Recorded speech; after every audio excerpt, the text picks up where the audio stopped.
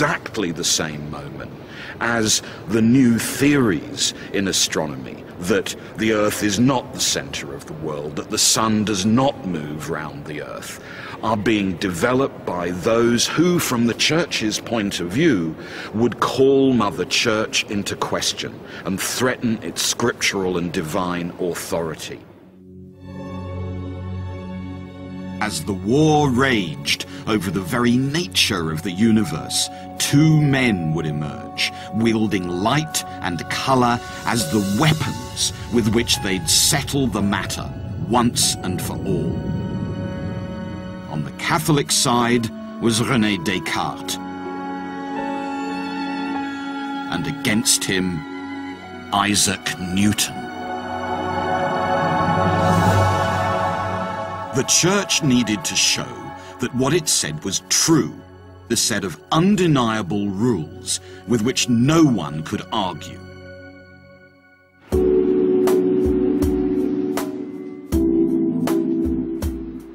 The Church needed an intellect who was also a defender of the faith.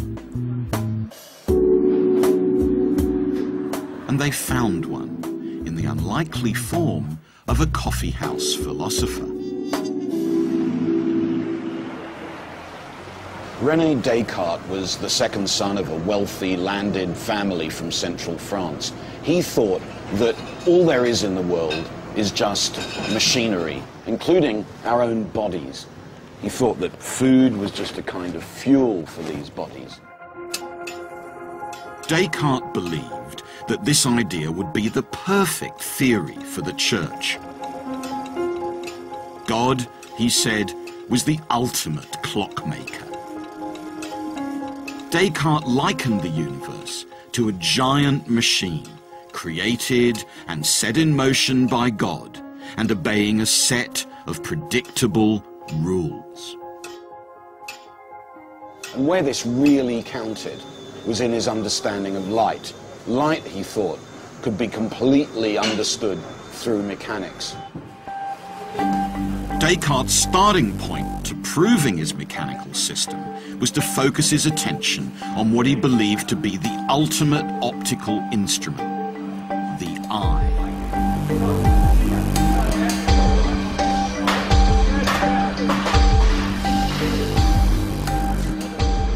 In Descartes' world, everything was a machine.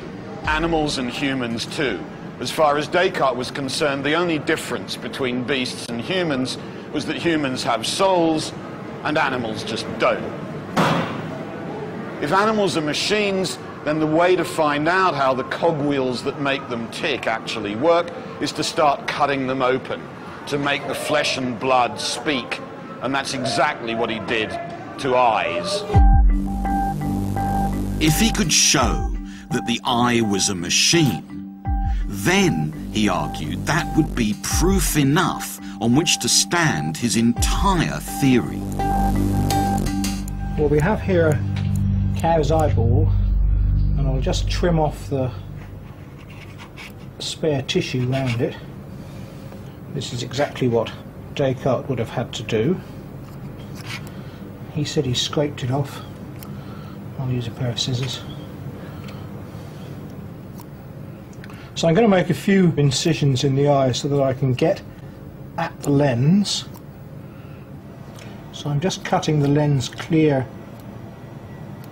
of the tissue close to the iris. There's the lens you can see coming away now. I'll move it into that pot.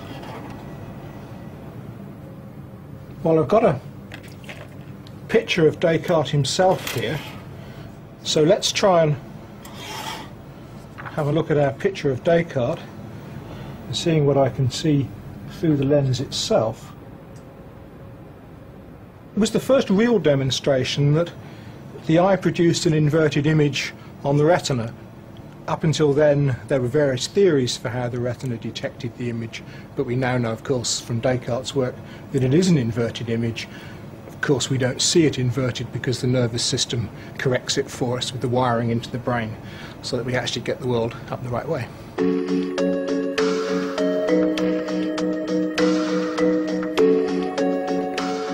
Descartes' experiment with the ox's eye was a real breakthrough. He'd shown how the shape of the lens at the front of the eye would change depending on how far away objects were. That made the eye an ideal mechanical system, and that's really what Descartes cared about. The lens in the eye acted exactly like a glass lens. Descartes had his evidence that the eye was indeed a machine. With this proof, Descartes could answer the most complex questions of the day. He could even explain the mystery of colour. In Descartes' mechanical universe, light was spinning particles, and colour appeared when white light particles spun faster or slower. So the key to Descartes' theory was that white light was pure, and colours merely a temporary distortion of white light.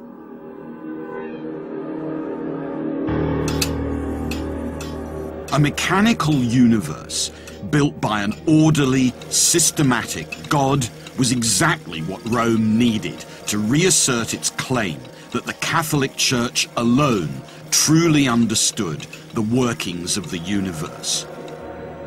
But theirs was a victory that was short-lived. Across the water in Protestant England, anger was building over the arrogant declarations by Descartes and the Roman Church that they owned the knowledge of the world. Standing against Descartes and his views were men like Isaac Newton. Newton saw Descartes as alien, French, Catholic, rationalist, and authoritarian. And above all, Descartes was wrong about light. Isaac Newton would wrench light from the Catholic Church's grip. But by his own admission, his obsession with light would drive him to the brink of madness.